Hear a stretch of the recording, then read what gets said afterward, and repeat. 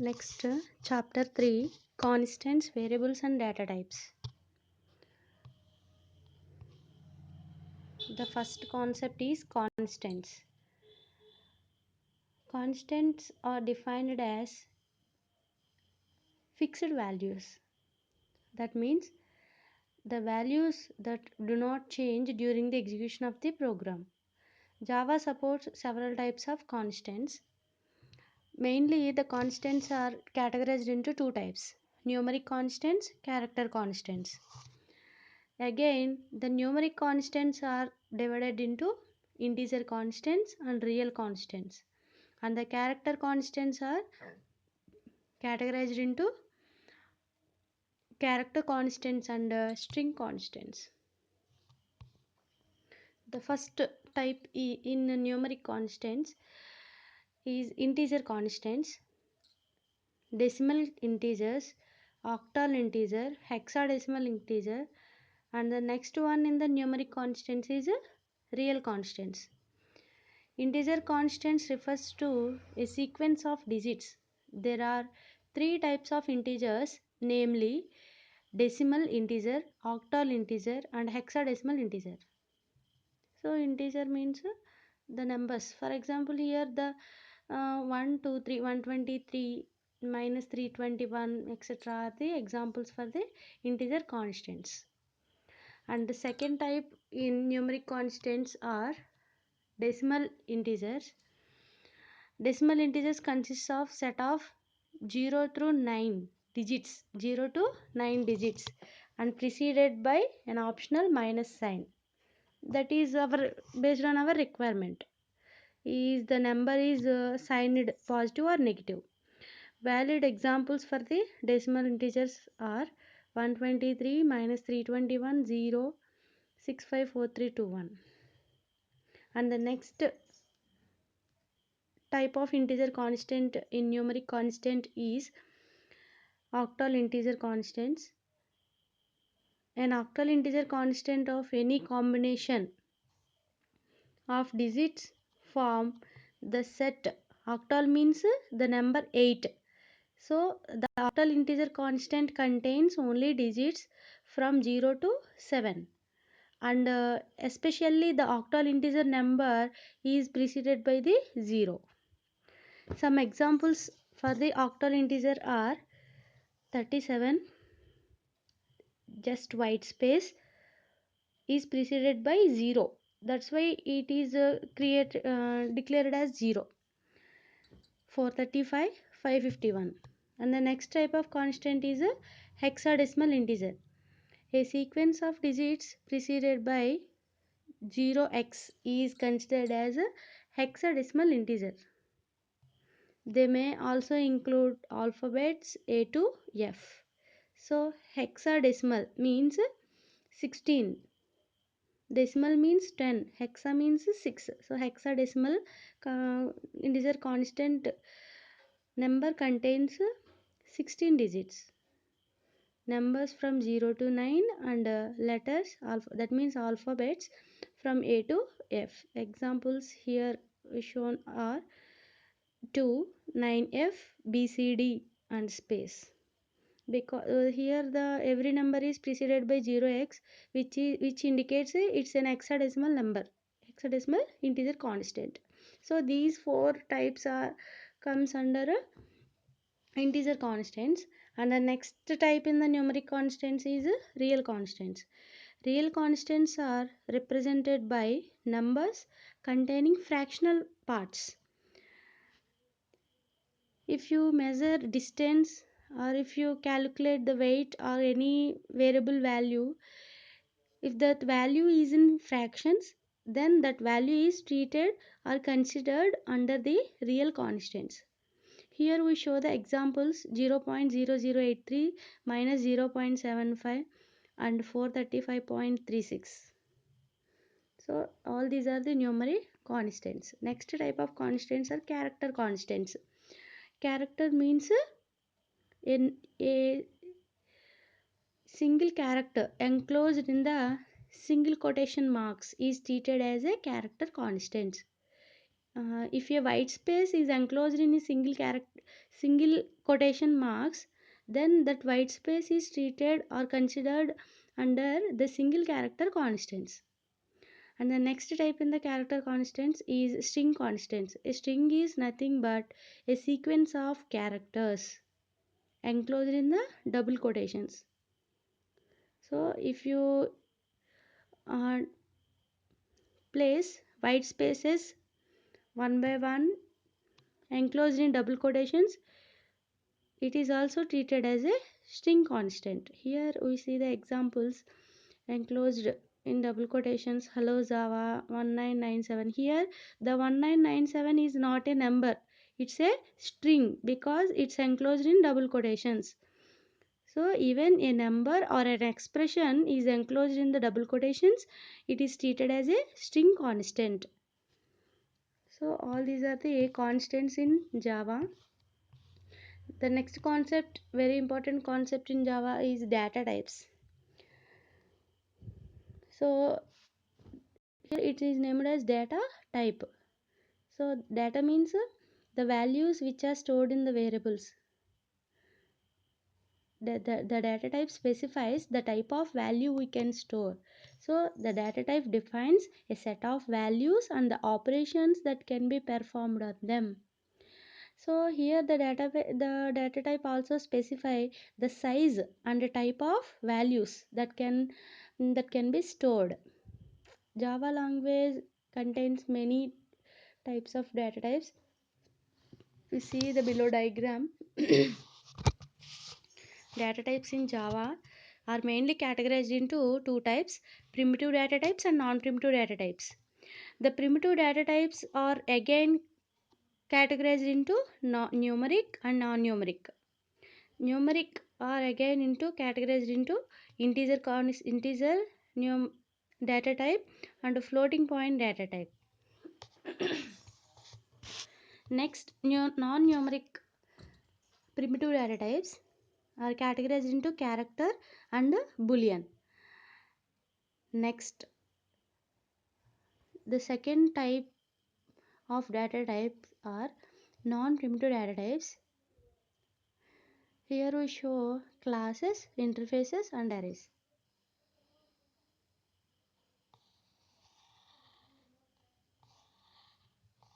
First one is primitive data types. Integer types. Integer types can hold whole numbers such as 286 minus 32, etc. The size of the values that can be stored depends on the integer data type. Java supports four types of integer data types as shown here, that can be either signed as positive or negative. Size of integer types: byte.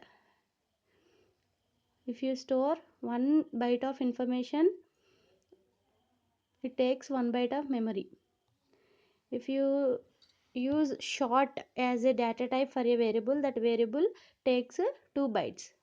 In the case of int, that means integer, it takes 4 bytes. Next one is long, takes 8 bytes. So here we see examples for the integer data: 123 minus 96, 5639, 987 L. Here the capital L indicates it's a long integer long data type, takes 8 bytes. So we see the diagram. Integer data types are four types: byte, short, int, long. Next, floating point. Floating point means holds the fractional numbers. The digits contains decimal points are called as fractional numbers, also known as floating point types. The floating point data type is of two types: float and double. The sizes of float and double are 4 bytes and 8 bytes. The special feature, the special for the floating point data type in Java is it can be used to store nan value. Nan means not a number. It can be used to represent the result of operations such as dividing by 0. So if you divide any number or 0 by 0, it cannot produce any value, so that is treated as a not a number. That not a number value, that not a number type of data can be stored by using floating point data type. This is a special feature for the floating point data type in the Java. Next type is character type. Java provides character data type called char to store character data types. So character data type takes size of 2 bytes, but it can hold only single character. Next type is boolean. Boolean type is used to store either true or false. Boolean type is denoted by the keyword boolean. It can uses only one bit of storage. So all these are data types comes under primitive types, and the next one is non-primitive data types. There are three types of non-primitive data types. First one is classes, interfaces, and arrays. A class is defined as a user-defined data type with a template that serves to define its properties.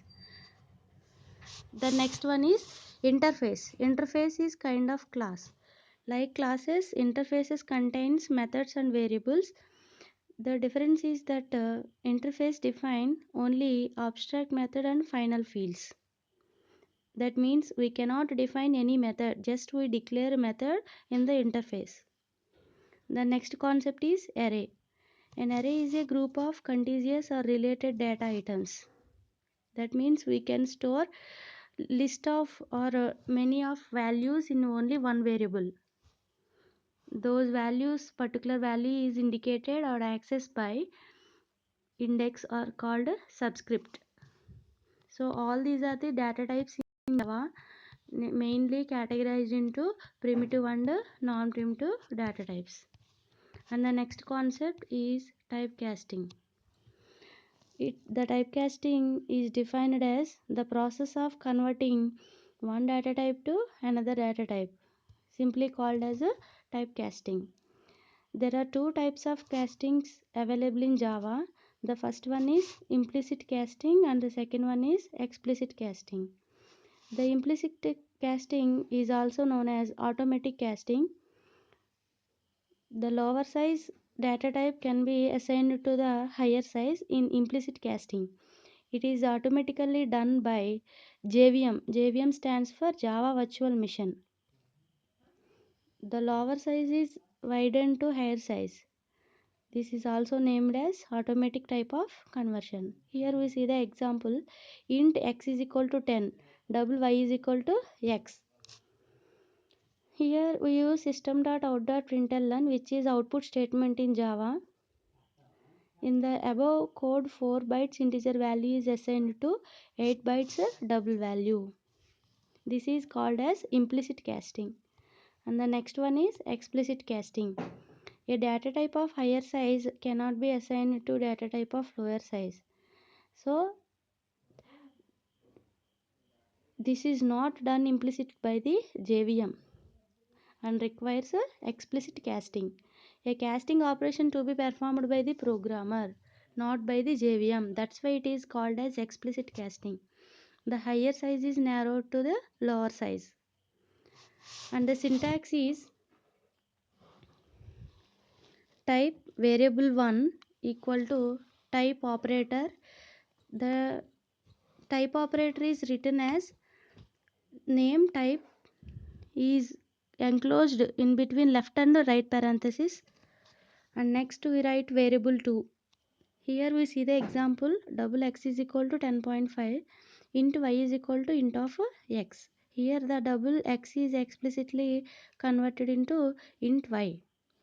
Here there are two concepts in the typecasting called as promotion and narrowing. The process of assigning a smaller type to large one is known as promotion, and the process of assigning larger type to a smaller one, that means larger type data type variable is assigned to small one, that it is known as a narrowing. Narrowing may result in a loss of information. Next, next concept is symbolic constants. If you see the definition, assignment of a value to a symbolic name is called as symbolic constants. For example, we may use the name strength to denote the number of students.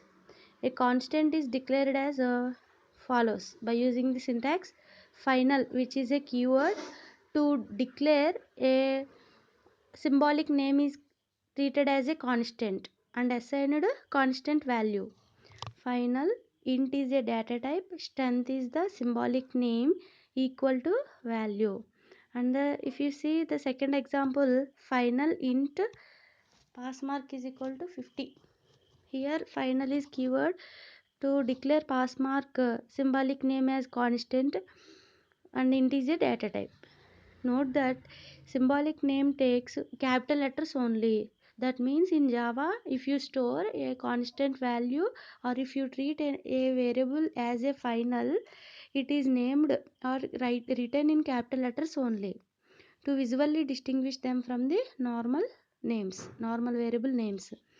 After declaration of symbolic constants, they should not be assigned any other value. So if here for example the strength is initialized to 100, the value 100. Further statements in the program, if you want to change the value of the strength which is treated as symbolic constant to 200, it is an illegal statement because in the above statement it is declared as final. That means it is a constant, we cannot change the constant value during the program execution. Symbolic constants are declared for types and not used inside the methods. So this is the concept of symbolic constants. The next concept is scope of variables.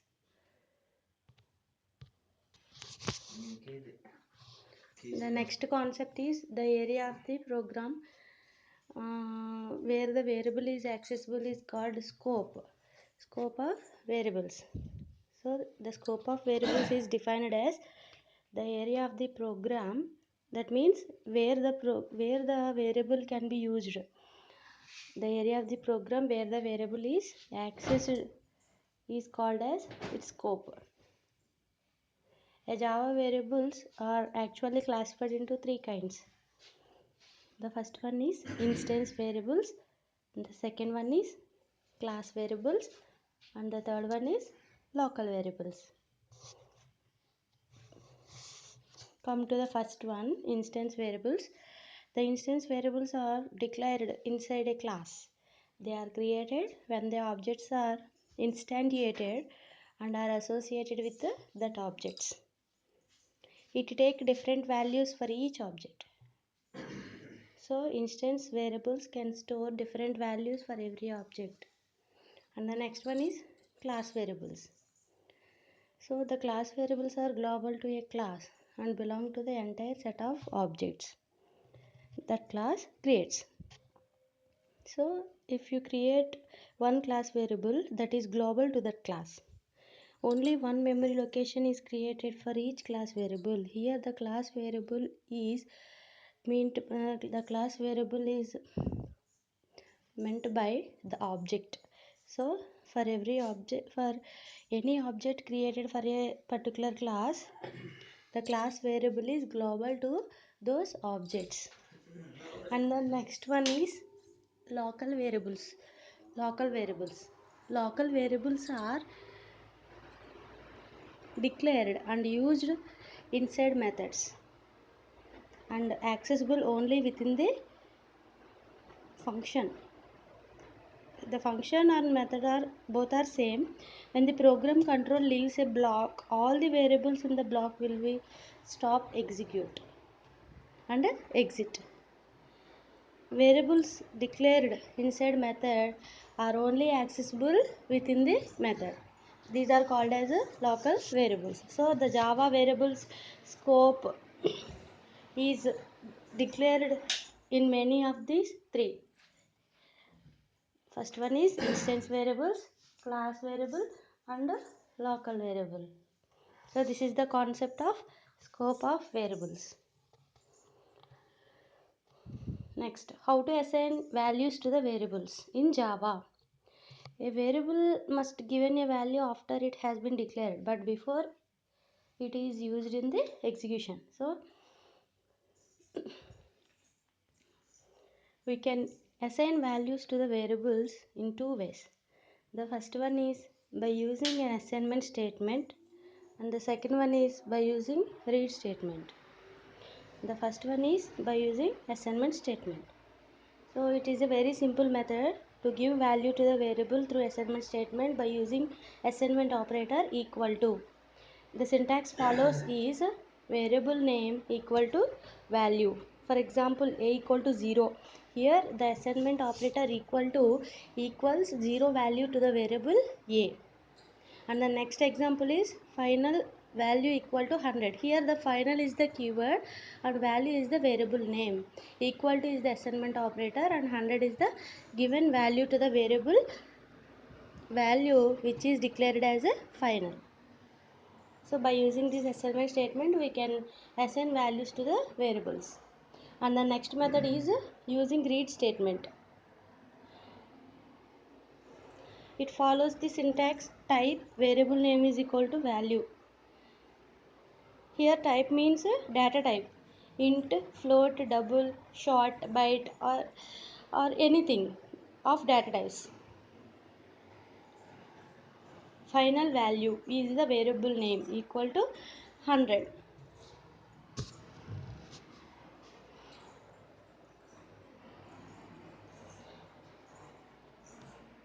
Next, second method to assign values to the variables is read statement. We may also give values to variables interactively through the keyboard using two methods called as read and readline. For example, a equal to integer dot parseInt of in dot readline. Here the readline method which is used to read a line of characters. So this is another way to assign values to the variables by using the read statement, including read and readline, read or readline methods. So in these two ways we can assign values to the variables. Okay, so this completes chapter 3. Thank you.